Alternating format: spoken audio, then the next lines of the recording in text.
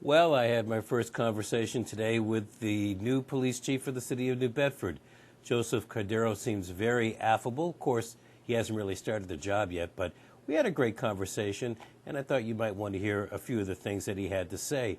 Reminder that tomorrow is our educational focus, and we will have New Bedford School Committee member Chris Cotter joining us on the program.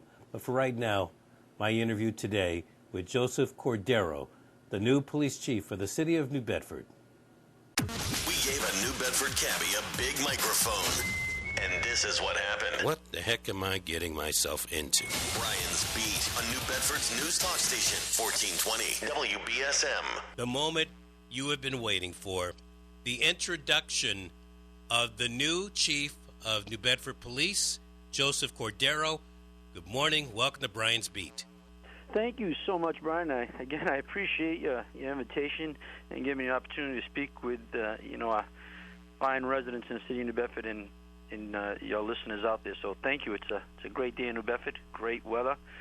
So I look forward, to our conversation. Are you looking forward to Thursday? You get the whole family together for the swearing in? Oh, definitely. Looking forward. Myself and Deputy Chief Oliver are definitely looking forward to Thursday and getting sworn in, and like I said yesterday, rolling up our sleeves and getting busy to doing the work that we've been entrusted with. When you became an officer some 30 years ago, was the plan to become chief of police? Where did you think it was all going to go? To be honest, when I started on the police department 30 years ago, that wasn't even on my radar to be the chief of police. I was just so happy to become a police officer, and I was really, it was a big job. This is compounded by 20. But that wasn't even on my radar at the time, no. What made you decide to become a cop? I mean, not everybody, it's a tough job. You've already said that. Not everybody wants to go down that road. What made Joe Cordeiro say, I want to be a police officer? I got to tell you, 30 years ago, when I was applying, taking the exam, I had some acquaintances that were police officers, and they were saying, you ought to think about becoming a police officer. It's a great job. I think you do good at it. And, when you're a kid, you're always playing cops and robbers and the good guys. And I guess somewhere along that line and in that time frame, it just all came to fruition and clicked for me. And Chris says, I think that's something I'd like to do. I've always liked to help people anyhow, and it seemed like a really good place to do that, to help people, catch the bad guys, as we used to say back then. And it's been an unbelievable career. I've had incredible experiences here with the city of New Bedford and great opportunities to work with great people. Some of them, unfortunately, have retired and passed on, and gratefully we still have a lot of great men and women here, incredible talent pool. So it's been an incredible ride for me, and this is the icing on the cake, so to speak. It's incredible blessings I've had. God's been very good to me.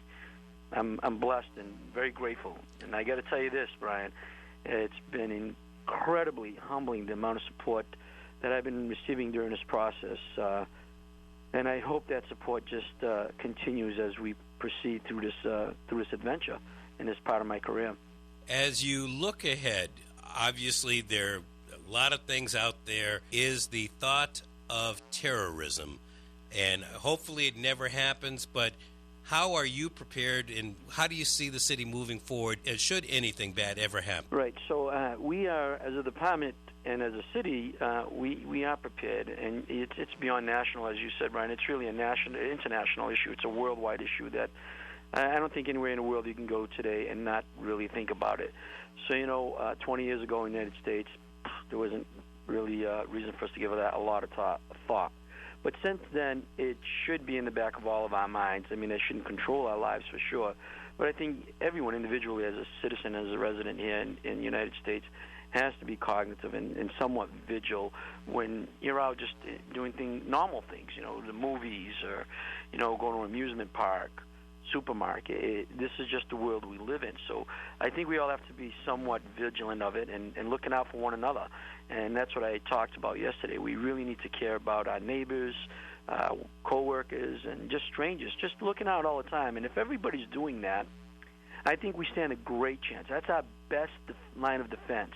is everyone just looking out for each other, looking for anomalies in their neighborhood or wherever they are. There's something that isn't right, doesn't seem right. If you see something, you got to tell somebody. So at least we can get the system rolling to see if it means nothing, and if it does, great. And if it is something to it, then we can try to intervene before it really becomes a traumatic event. But I think the city is well placed for it. We prepare for large events like the half marathon and many others like that. You know, that is part of our planning strategies and tactics that we put into play.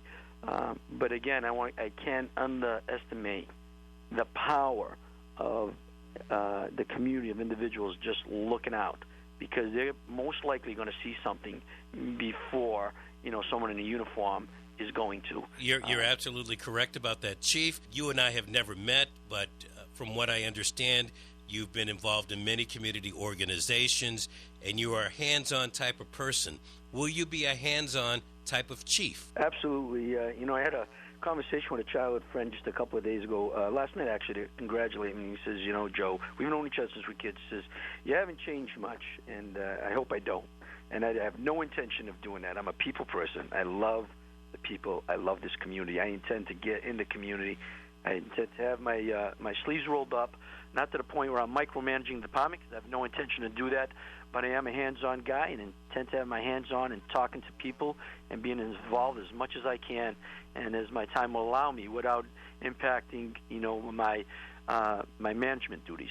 But I do have no intention of changing that at all. I intend to continue to walk the streets and shake hands and listen to people, and Deputy Chief Oliveira is on the same mark. So, and hopefully that trickles throughout the department, and more of our officers apply that community policing philosophy to everything we do, whether it's investigating a crime or giving directions or seeing something in the neighborhood that's an eyesore and trying to get that fixed, from graffiti or, you know, trash, whatever it may be. I got you, Chief. Only because of time, I'm going to say good luck to you on Thursday, and we hope to have you in studio when you can field some phone calls. Absolutely. I look forward to it. And again, I'm very grateful for this opportunity to speak with you and your listeners. And to the City of New Bedford, just know that I love this city and I love everybody in it. So looking for all the support I can get. Good. Thank you, Chief. I appreciate it very much. Thank you. New Bedford's new police chief, Joseph Cordeiro, joining us on Brian's Beat. Brian's Beat.